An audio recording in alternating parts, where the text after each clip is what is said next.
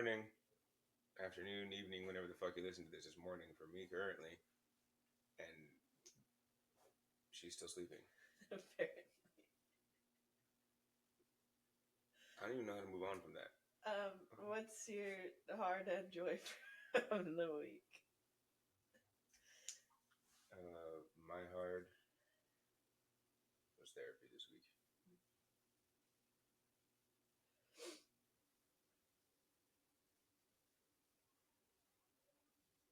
I don't feel like sharing about it today. That's fair. You know. If you weren't driving and are at home and partake, cheers.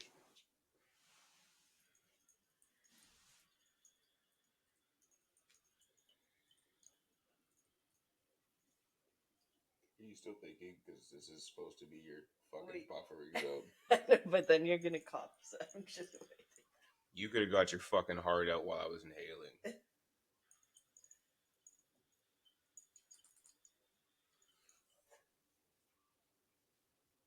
because she fucking talks shit. You're not gonna cough. You're so annoying. My hard is... Wow, he's really confident for that whole thought to leave my brain. I think my hard is still, and I feel like mine's always communicating with people.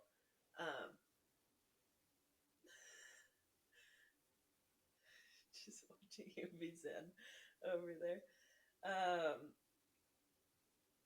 Communicating in the sense of like people have the right to defend themselves, but it lands really funny in my system when people choose to defend themselves. Everything in my being wants to jump all over this before you can get it out. This is immediately pissed me off. I'm going back over here. Because I know what this heart is.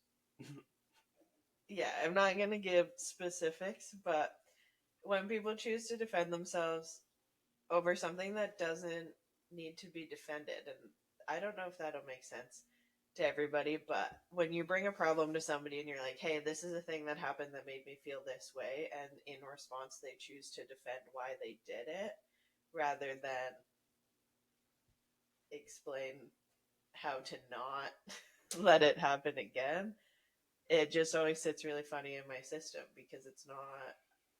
When somebody comes to you being like, hey, this is a thing that happened that made me feel a type of way, intentional or not, it's almost never your job to be like, well, here's why I did it.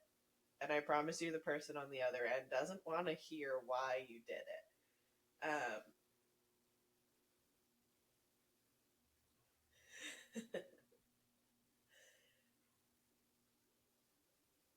They don't. Especially when it's been something that's been talked about, communicated, explained before, like, hey, don't do this thing to me. So just communicating within dating, within relationships, within... Communicating. Yeah. Communicating, full stop.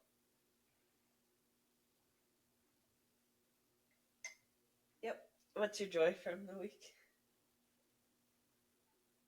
It's a long week. It's been a long week. There hasn't been a lot of joy. There's starting the meal prep. And I don't... is having a hard time continuing to call it meal prep. Meal prep's just a buzzword. I'm combining everything that I do as a being and then trying to see a little bit of return on it because it's a ton of fucking time and effort and energy, which is what everybody else spends at work, and this is work for me. I'm making food that I eat, that I nourish bodies in this house with, my kid included, and simply making more of it so people can get along their goals. If I see a problem, I do bitch, but I bitch because I want there to be a solution. And I've spent most of my life just coming up with solutions. It's called surviving most of the time. But when I don't have to survive with it, it's how to help others survive, how to help others thrive. And nothing in this world is free.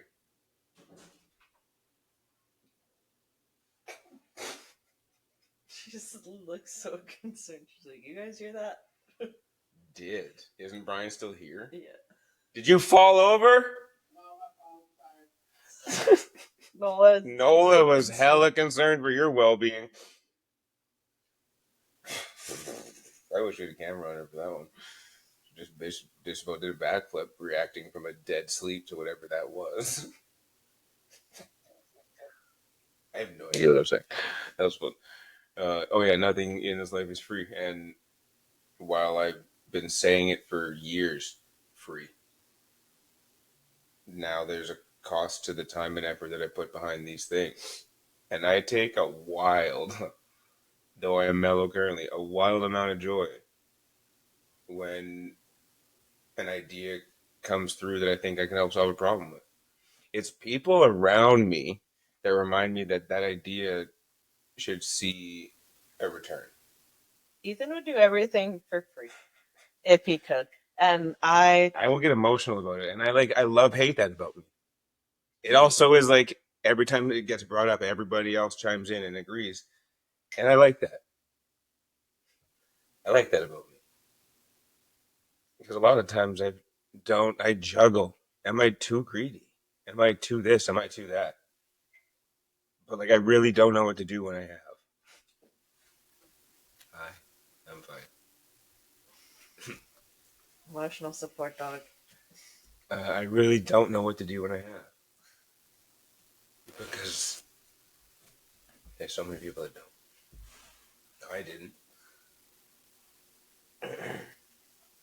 So, when I do get to make a business, a career, a thing, out of something that I just do, it fills. These aren't sad tears, like I love this. It fills my soul. It's the most me I can be. So that brings me joy.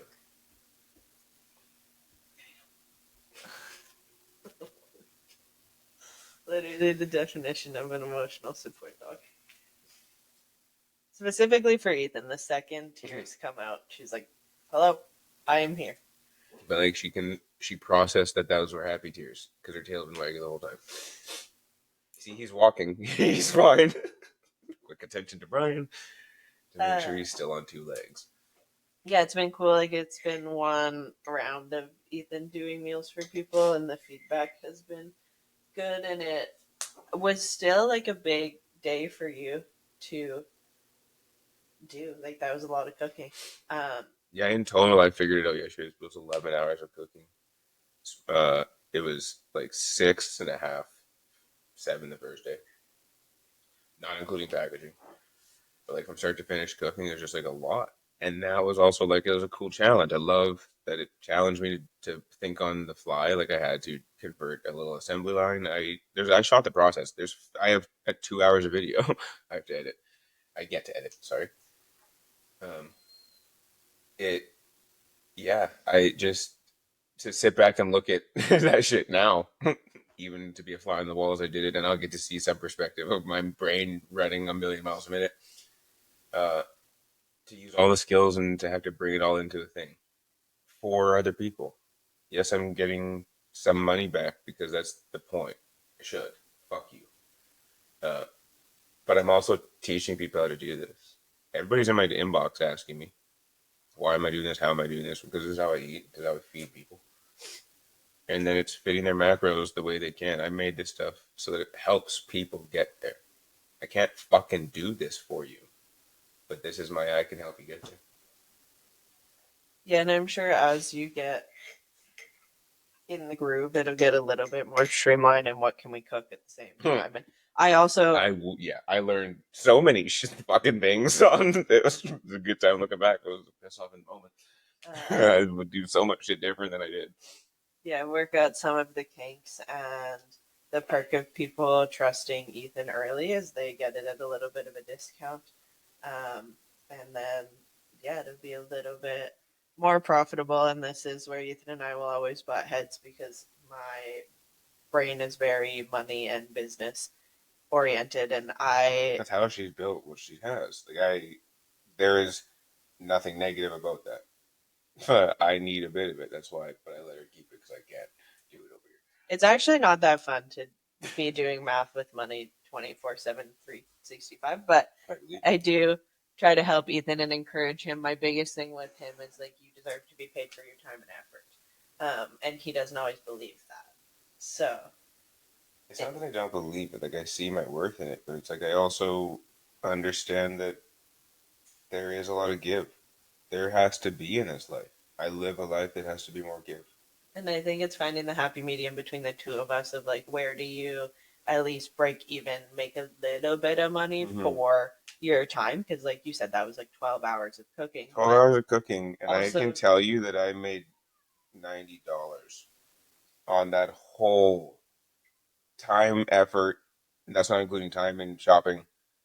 Editing content. Part of this thing is to be able to be my own marketing team, because what other people have in marketing budgets, I have to absorb. And I think when you do it the first time too, like we overbought, overmade for what you needed, but it's also why like then we need to get a deep freeze so that food can roll over to the next time and you're spending less the next time you make things. So it's part of with starting any business, you burn some money off the top to work out the kinks and figure out the logistics, and then as you streamline, things get a little more cost effective, time effective. And this like can't ever become a business for me that way, because I'll just put it down.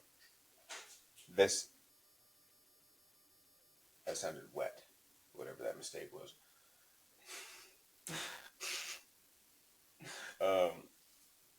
Is that I'm doing this and I'm seeing that I can reach people with it. But if it ever becomes this thing that chews energy out of me, like I was tired, but I physically moved for 7.5 hours in front of the stove. Would be. But if it steals energy from me when I'm not doing it, I'll just put it down.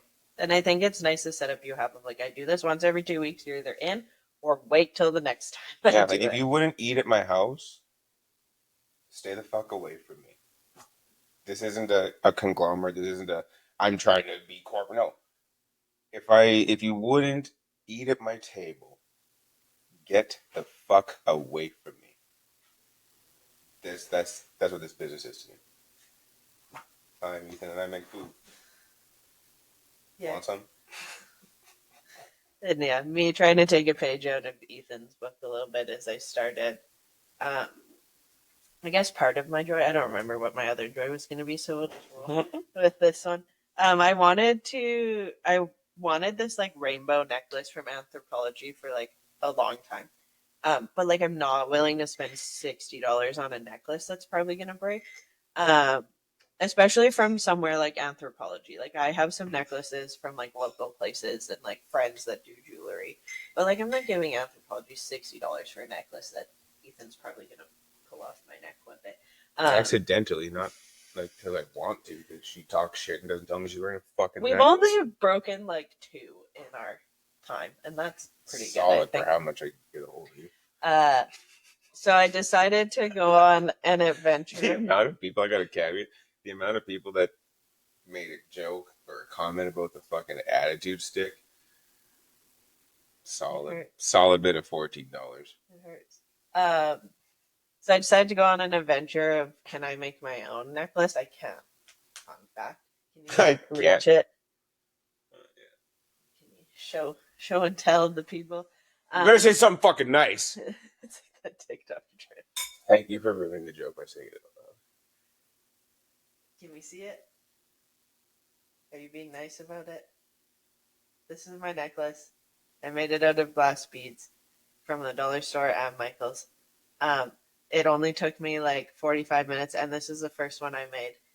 So I assume the rest will be faster. I'm currently working on another one, and then I made Ethan a bracelet. And that's my show and tell.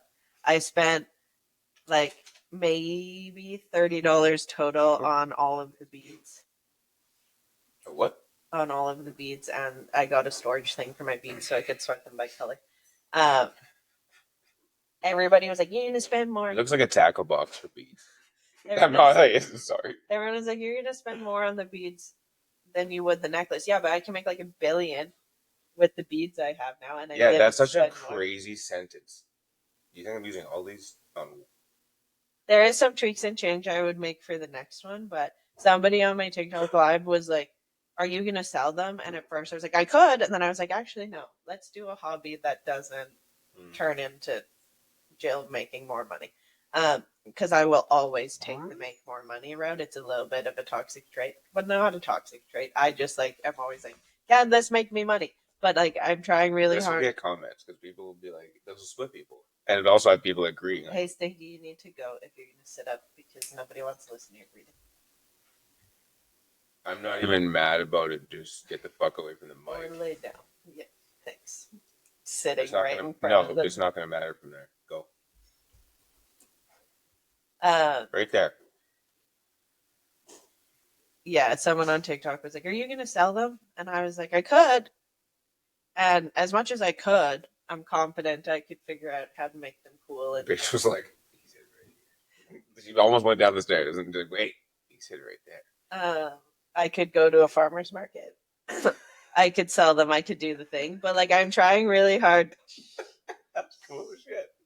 I'm trying really hard to have a hobby that doesn't. Where's your water?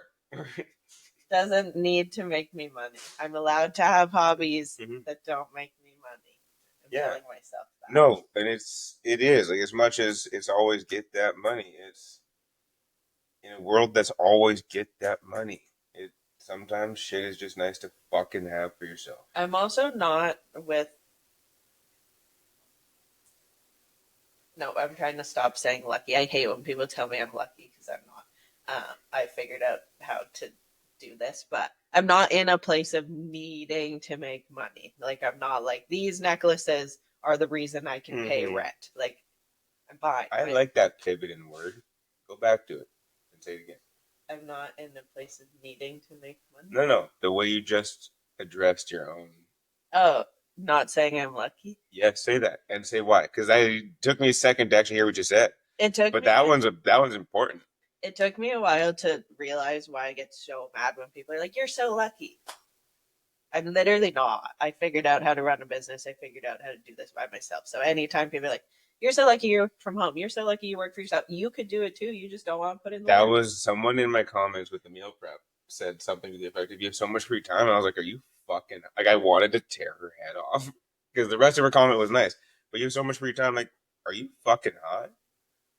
You think I have free... You think this is free time? Because I'm sitting here sharing that I get to garden with you. I'm working right now talking to you motherfuckers. Like, It's not sitting on a couch. You're invading our fucking space because we allow you in it. How dare you think this is free time? I get really fired up when people say, oh, you're so lucky, or it's such a I understood. It's such a privilege. It's such a privilege to work from home. No, my boss didn't tell me I could work from home. I figured out how to make enough money to allow me to work from home. And I think I jumped job to job, 9 to 5, and realizing I didn't fit in those boxes, and then created this. And I still try to make that shit work. Like, privilege. I hated it. Privilege is that I'm white.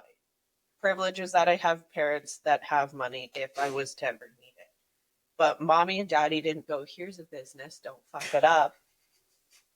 I figured it out by myself. And I think as a white person with privilege, I get really mad when people call it luck. Put my business into the privilege side of my life. Because I'm like, like I have privilege because I'm white, but I figured out how to do this. Nobody handed me a business. And you're also like, the white is a big deal.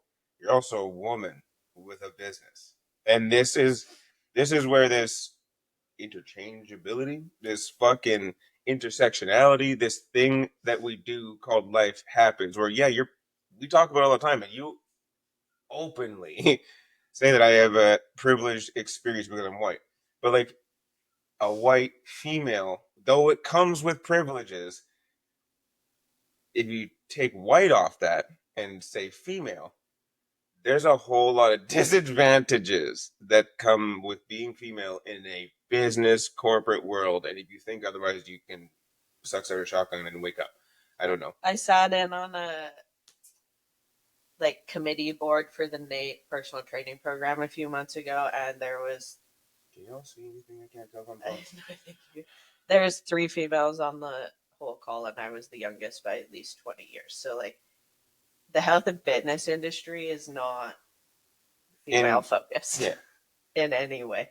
I deal with a lot of white men thinking they know more than me all of the time, but that's my spiel on luck and privilege. But it's not even that. Like, this is our show, and this is a great place to talk about this because Jill uses it to her advantage as much as she speaks and says this has been an advantage, as much as it's been a disadvantage to be a woman, as white as I am, in this fucking same place and done what she has done with her business. It's not luck. Like I've known Jill. I've been lucky enough to know Jill for the entirety of this business. From actual start to current, that's fucked up now that I said it all out. I'm real time. And I haven't seen luck. Like, we were trainers together at the same gym. Jill's business has survived COVID. It grew. Jill's had to take massive financial risks and then grind. Like, not like a risk isn't like if I do this thing, this may happen. It was a huge chunk that left her pocket for a substantial period of time. If you work enough, you can see this through and make it to the other side. It wasn't a guarantee. She could have fucking lost then. That wasn't luck. I had to sit through. I had to sit through that. I had to work with her. I put energy into that. None of this has been luck. And so to say you're lucky enough, like, it's never, I don't give a fuck how you intended it. It's never landing as intended. So stop fucking saying it. It's incredible to see the amount of work you've put in.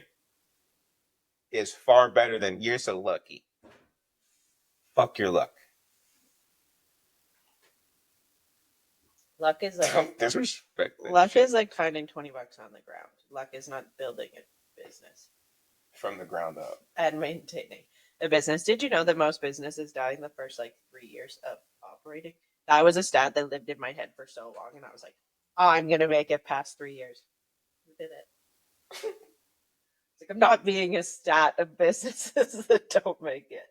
I like that our hearts and joys take up half our episode. For the other half of our episode, I realize that like we have a topic. I've been watching Love Island. Am I very behind? Yes. Did I just learn the other day that Love Island puts out 5 episodes a week? Also, yes, which makes sense why I'm so far behind. I'm watching season. You haven't even been gaining on them. Like, that's such a crazy. It's over. It's over now. There's no new episodes, so eventually I will get to the end. But I thought I was like halfway through last week. I'm like, oh, I'm on episode 11. There's probably like 20-ish episodes.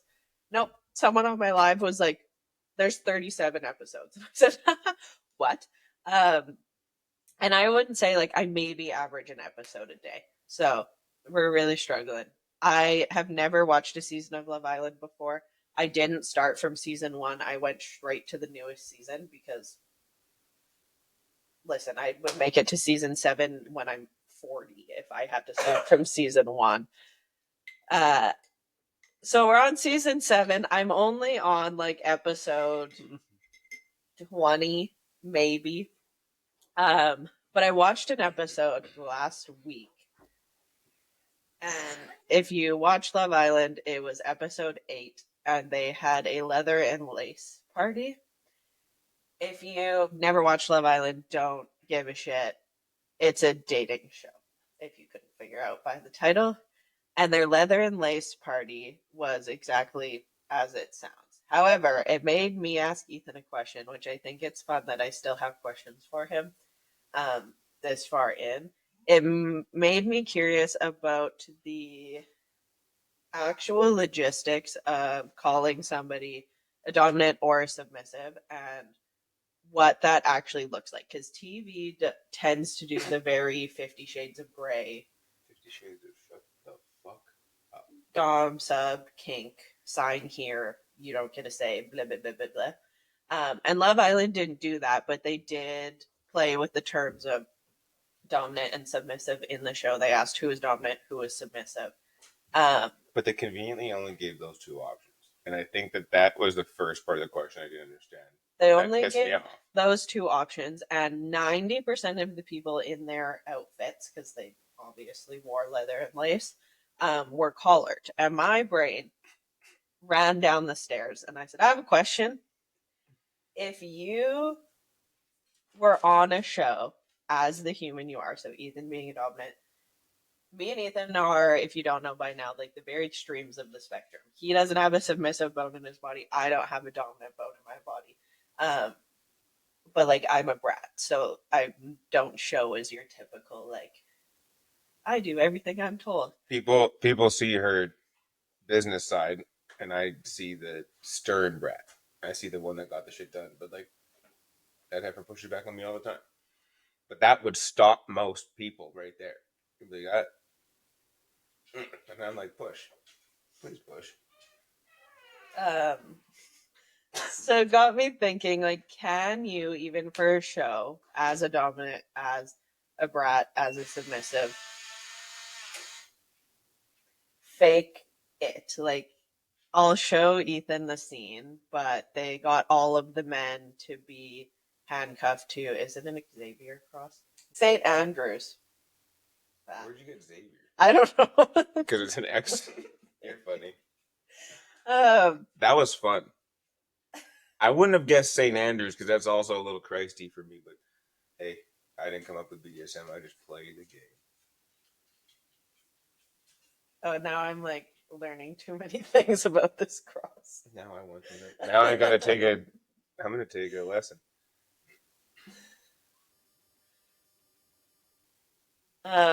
Yeah, so all the men were handcuffed to St. Andrew's cross, and then all the women had to be the that's why I had to laugh.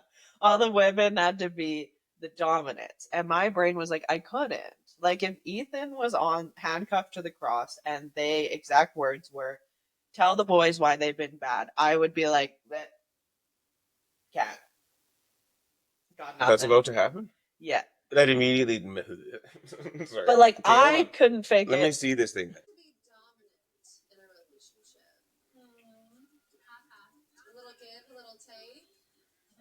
Everybody actually answered. If you see how they physically answered that, and maybe it's because I will watch people as a trauma response, but also it makes me what helps me be the dominant. Pause it now. She's lying. Because the way she does this, and she turns it into a dance halfway. This was her immediate response. She's not dominant. She's a switch at best. But also, before you play this for yourself, the way he finishes responding is that it's not that it's uncomfortable. He doesn't have a response. He's like, yeah, I can be. Boy, so I should say yes. She's being truthful. She's like, yeah, sometimes. But because she doesn't believe, she's only a cunt to be a cunt out of spite. She's not actually one. Who likes to be more dominant? Pause. Like that's my point. Like I again have to say it, but you have me sitting here in this shit. The producers are smart. I'll say it this way. The producers are smart. The producers, at least one of them, has to know something about BDSM. Because they didn't give an option. All the girls are very like dominatrix vibes, and all the boys are in submissive latex. Like latex itself doesn't mean submissive. Don't get what I'm saying twisted. That's not what the fuck. So many dominants play in leather. Not what I fucking say. The specific leather they're wearing in this episode is submissive. They all have some version of like. There's a fucking O-ring right there. They all, and that was something I noticed with Therapist Ways. They all have something that a leash could attach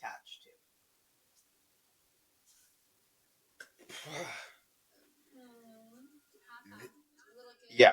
The producers are like, what? Pause. They have a gag around her as a. That actually wouldn't even be functional. Oh, See, no, it's anchored. See what they did? Like, this is, I just clocked this. And I don't think many people would have. That's supposed to be in her mouth. yeah. I was like, how is that? And so, to the point of like, the producers, someone, at least one of the producers knows. This is funny. This is a scene I want you to Okay. attention to.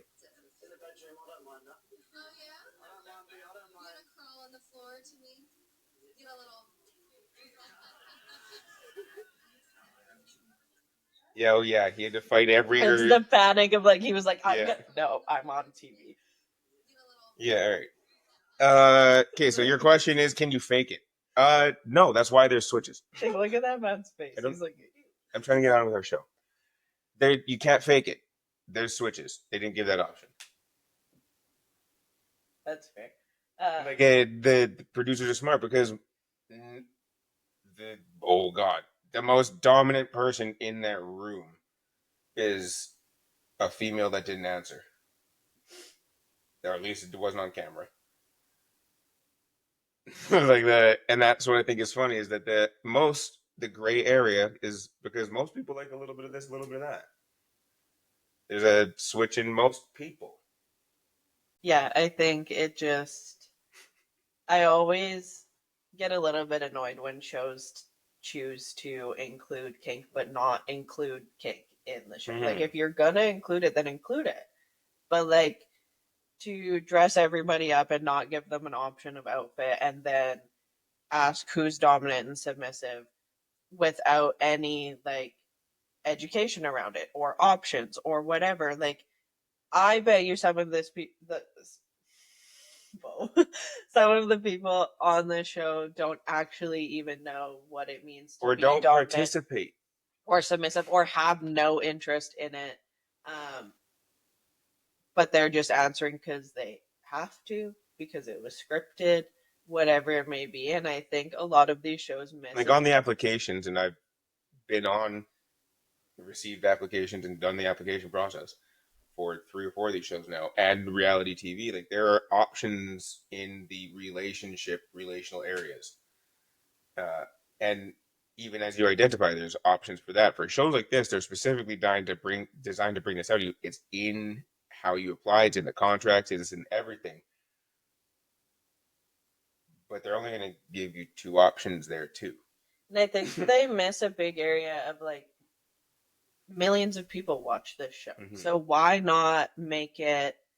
You can still make it the game, make it the fun thing that they want it to be, but why not have like a workshop before around the education or after or whatever? Like, I think we miss a big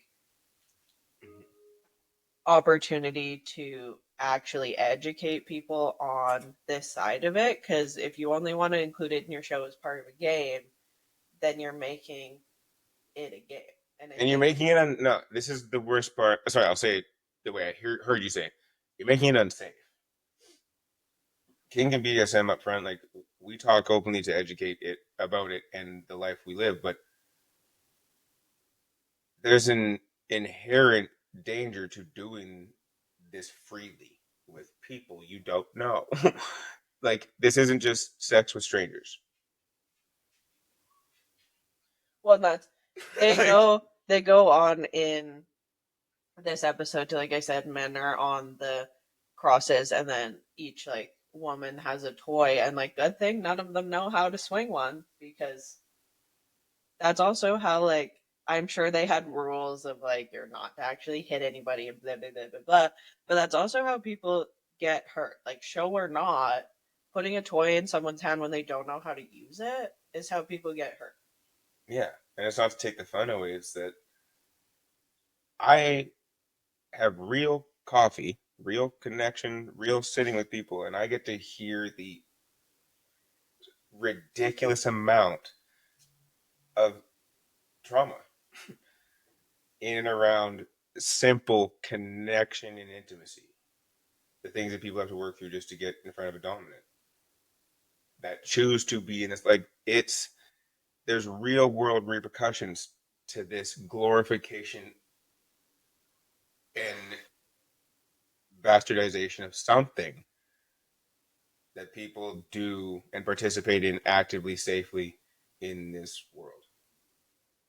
And that is like where the fun does stop for me. Is why I don't watch those episodes. It just pisses me off. I have to advocate for safety. I choose to, but I have to outweigh that bullshit. Because someone saw it on a show, and then they pick up any implement and strike their partner with it in a place that they're not meant to strike. They miss. I miss, and I'm a professional. I'm good at what I do, and I get to make money doing it. I miss, but then I also work on my craft so I don't miss. Mistakes happen. Everybody is different. Though you know that, do you consider that when you pick that up?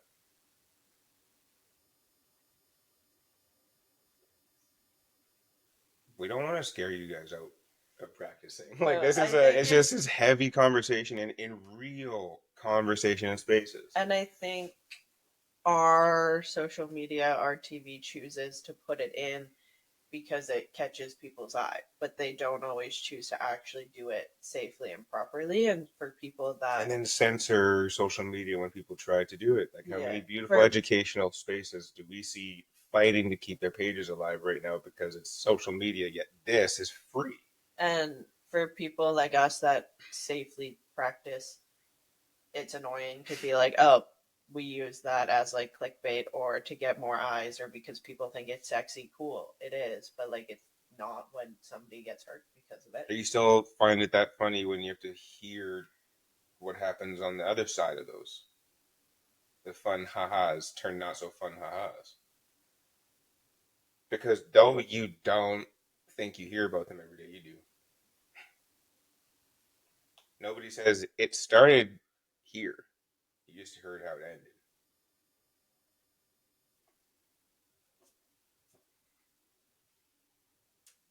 Yeah, just like take it with a grain of salt when you're watching any like. If these things should lead you to find real education in places, not go try. And that's why I think like you couldn't have brought somebody in that is in the space to like talk about it, educate it, give people a resource. You couldn't do like when I used to watch Too Hot to Handle, they would do like workshops instead of just games. So they would bring somebody in to like do a workshop on whatever communication, intimacy. Like they would actually try to like bring professionals in to help the people on the show get better at dating. And obviously Too Hot to Handle was more to like get the focus away from just sleeping with people, but I still think like those were points of education right. for the people on the show. Like whether it was for a show or not, they were still choosing to bring in a professional to speak on a topic and then do some sort of activity with everybody on the show. And I rubbed me the wrong way with this one because you just made a game out of it. You had an opportunity to educate. And you use a bunch of buzzwords and phrasing that is inappropriate to the ear. Like, not inappropriate, like, to, because you're under 18.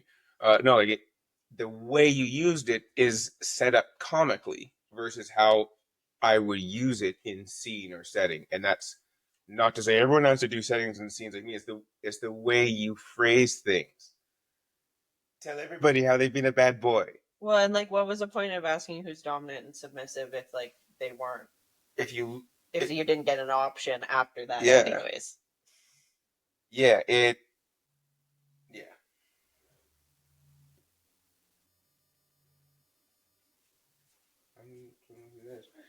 Yeah, so just something I was curious about. Of like, as I was watching, I was like, I wouldn't even know what to do on the dominant side, and I'm like, there's no way Ethan, even for a show, is.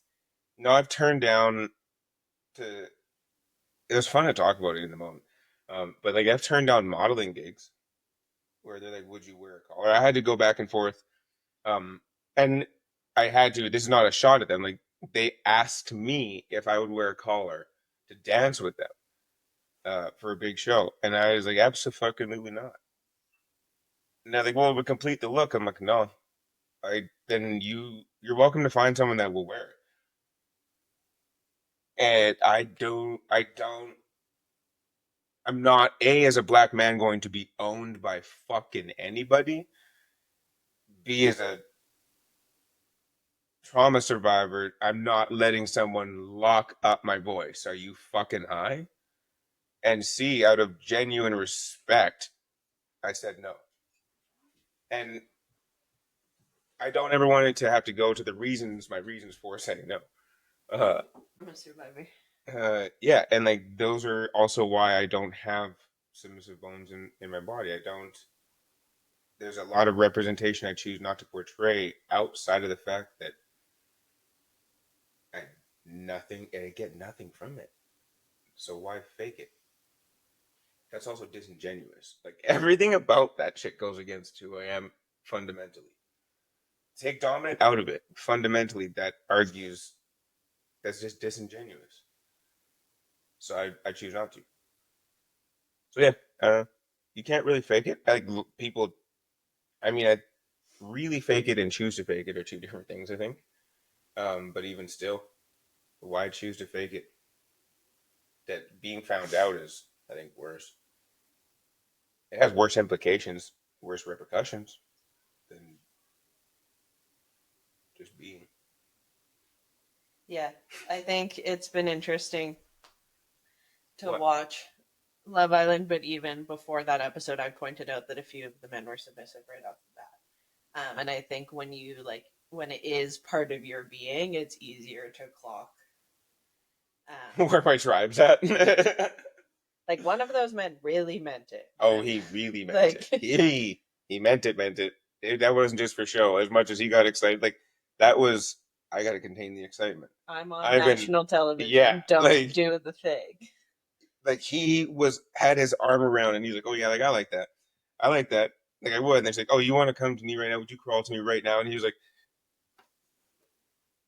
a, like the body position, every fiber of his being had to fight the thing that makes him him, and he like every bit about that was fun to watch. Like that's a true reaction. Took his arm off from around who he was with because in that moment, submitting was the only thing his brain could think about. Arm came around like technically, yes, I would, but I don't know how to answer you right now because this is a show. Yeah. Yeah, that show's funny to watch. So. But also, like, the most authentic reaction to that question. Like, no cameras, that man crawling. Oh, for guaranteed. They're like, okay, and we're done. He's on all fours. Like, at the end of that shoot, he's on all fours. Give him his moment. Yeah. So you got to keep a watch on those two permanently because he might be crawling for a bit. Yeah. Just following Adriana around. Adriana? You're right. Yeah. So yeah, just something I was curious about, and I think people don't clock it. Something we clock all the time, but it's not always something you pick up on if you're not part of the life. The production version of dominant submissive is not accurate. Not as like there's most of the time. There's like some validity to it. There always is. There's always some truth in everything, but like as there's so many of us trying to educate for the genuine reason of safety above all else. For most, I haven't found an educator yet that isn't educating for safety. Shit like this isn't accurate. For that reason, it's not accurate because there is a fundamental choice between being a submissive and being a switch, being someone that likes a little bit of both because you can't, versus choosing to submit to someone, something in an agreement, no matter the agreement. There's a lot. Submit. Like, there's a lot to that. There's a lot to accepting somewhat. Like, it's not for fuck's sakes. Oh, here's a tangent. As a dominant, if you were in conversation with someone that's told you that you asked and they said they're dominant, and they just play with everybody. Red flag.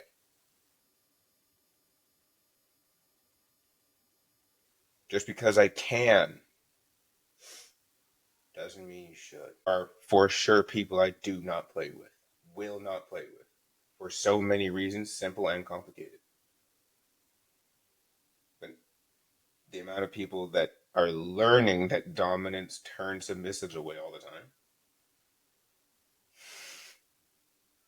you wouldn't know that. The same way you wouldn't know that submissives get to choose. Submissives get to choose who, when, where, why they submit.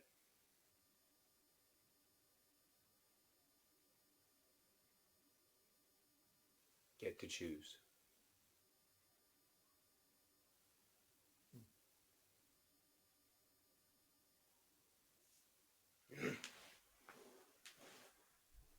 I'm done talking now.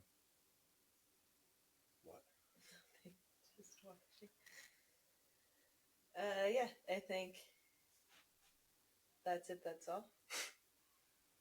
If you're curious, it's season 7, episode 8. You can watch Love Island on Crave, and I think somebody said the CBC app, global app. I don't know, somewhere for free. Some weird place for free. Yeah, I was to say that. Global. Global sounds like they're down with the weirdness. I'm sure you can find the scene on the internet somewhere as well. If you are, you might as well watch the whole fucked up episode. Like that, I did. Oh, that's all I've seen. I saw the intro because she saw it, and that's what made me leave. Towards the end of episode 8.